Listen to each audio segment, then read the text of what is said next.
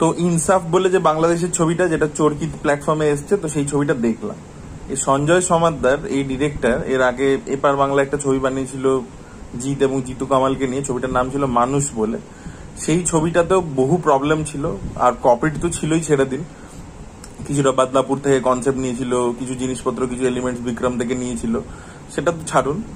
কিন্তু সেই ছবিটারও এক্সিকিউশন লেভেলে ফেল করেছিল। আর ওখানে তো বাজেট ছিল বলে একটা প্রোডাকশন ভ্যালু ছিল, এখানে এই ছবিটার মধ্যে বাজেটও নেই। এই ছবিটা যেটা হতে চাইছে ইনসাফ বলে ছবিটা, সেই ছবি মানে যে ছবিটা হওয়ার জন্য যে কাইন্ড অফ বাজেট দরকার, সেটা ছবিটার কাছে নেই।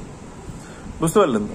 তো তাণ্ডবের মতো ছবি বা শাকিব খান যে ছবিগুলো করছে, ওগুলো যেহেতু চলছে, আর এই আননেসেসারি ভাইলেন্স দেখিয়ে রাফি যেহেতু হিট দিয়ে দিয়েছে, সেটা দেখা দেখি এবার সবাই ওটাই করতে চাইছে। এবার রাফির মধ্যে কি একটা ব্যাপার আছে, রাফি ওটা পুল অফ করতে জানে।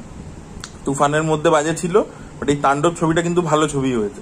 ওটা কিন্তু ওই হিরোইজম ইত্যাদি যাই দেখাচ্ছে, ওটার মধ্যে একটা স্টাইলাইজেশন আছে, আমি প্রশংসাই করেছিলাম।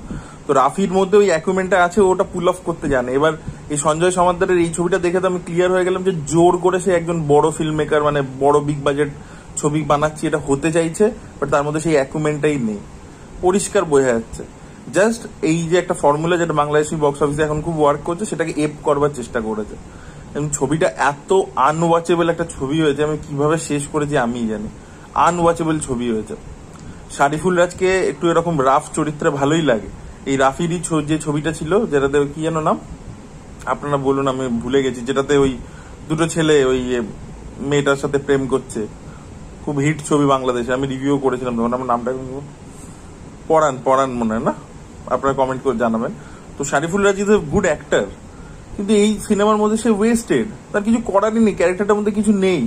খালি ওই একটা সিগার খাচ্ছে, একটু হেঁটে আসছে, স্লো মোশনে মেশিন গান চালাচ্ছে, এটা পারফর্ম করবার জায়গা?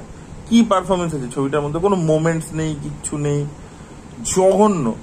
আর ভাই তাসনিয়া ফারিন না, যখন এরকম রেগে যাচ্ছে মনে হচ্ছে পটি চেপে রেখেছে, এমন এক্সপ্রেশন দিয়েছে। তাসনিয়া ফারিন জাস্ট কিচ্ছু করতে পারিনি। মানে কেন ভাই, তুমি এত ভালো একজন অভিনেত্রী, তোমার এত ভালো ভালো পারফরমেন্স আছে, লোকে দেখে তোমার ওটাতে তোমার ফ্যান হয়, তুমি জোর করে হঠাৎ কমার্শিয়াল নায়িকা হতে যাচ্ছ কেন? কমার্শিয়াল নায়িকা আগেন ওই যে ভিতর থেকে অ্যাকুমেন্ট নেই, ভিতর থেকে কলিং নেই, ওটা বিশ্বাস করে না, জোর করে করতে আছে। আর ভাই অ্যাকশন চারটে দিয়ে দিল, আর গোটা সিনেমা জুড়ে সিন বসিয়ে দিলেই তো হলো না, সেই সিনটার ইম্প্যাক্টটা কি? কি বাজে মেন স্ট্রিম অভিনয় করেছে, জিরো কনভিকশন, একটা জিনিস ভালো করে পুল অফ করতে পারিনি। এবং ছবিটা স্ক্রিন প্লেটা এত খাজা, মানে একটা শুরু হলো, একটা গ্যাংস্টার সে ফিরে এসছে, এই সেই হ্যান ত্যান, এটা বিল্ড আপ চললো কিছুক্ষণ, তারপরে হুট করে এই শারিফুল রাজের ক্যারেক্টারটা ঢুকলো, তারপরে তার সাথে একটা প্রেমের অ্যাঙ্গেল শুরু হয়ে গেল, সেটা হুট করে হয়ে গেল, কোনো মোমেন্ট ওয়ার্ক করছে না, গান ফান হয়ে গেল, প্রেগনেন্ট হয়ে গেল বউ, হ্যান ত্যান দিয়ে তারপরে একটা ইন্টারভেল টুইস্ট টাইপের চলে এলো, যেটা দূর থেকে বোঝা যাচ্ছিল এটাই হবে। মানে কি কি নিজের কনভিনিয়েন্স অনুযায়ী গল্প চলছে। তারপর একটা ফ্ল্যাশব্যাক শুরু হলো সেকেন্ড হাফে, সেই ফ্ল্যাশব্যাকটাও একদম রুটিন জেনেরিক। মানে কোনো ছবিটা আমি কেন দেখছি, আর ছবিটা বিজিএম এর কাজ এতটাই বাজে, মানে একটা আমি গোটা 2.5 ঘন্টা থেকে কি টেক আপ জানেন, রা রা রা রা রা রা রা, এটা হচ্ছে বিজিএম। এবং এটাকে মানে পুরো ছবি জুড়ে খালি 2 মিনিট অন্তর অন্তর এটাই বাজিয়ে যাচ্ছে। বলছি ভাই এটা কি হচ্ছে ভাই, থাম। নর্মাল কনভারসেশন সিনে এই বিজিএম চালিয়ে দিচ্ছে, মানে ডিরেক্টরের ফিল্ম মেকিং সম্পর্কে কোনো আইডিয়াই নেই, মানে বেসিক, মানে আমি বলছি লোকে শর্ট ফিল্ম বানায় এর থেকে বেটার। আমি জানি না বাংলাদেশের কিছু বছর আগে অব্দি কি প্রমিসিং কাজ হচ্ছিল, ওয়েব সিরিজ বলুন, সিনেমা বলুন, কত ভালো ডিরেক্টররা উঠছিল, তারা সব কোথায় হারিয়ে গেল। আর দিয়ে এইটা এখন মেন স্ট্রিম হয়েছে, একটা কপি করার জিনিস ইন্ডিয়া থেকে। আর ইন্ডিয়াতে যাদের থেকে এরা কপি করছে তারাই এখন এক্সপোজ হয়ে গেছে যে তাদেরই জিনিসটা স্ট্রং, এই লোকেশ কানাগরাজ তারাই খিস্তি খাচ্ছে, এরা আবার কপি করে, আবার বাংলাদেশে প্রথমে যারা কপি করেছে এরা আবার তাদের কপি করছে।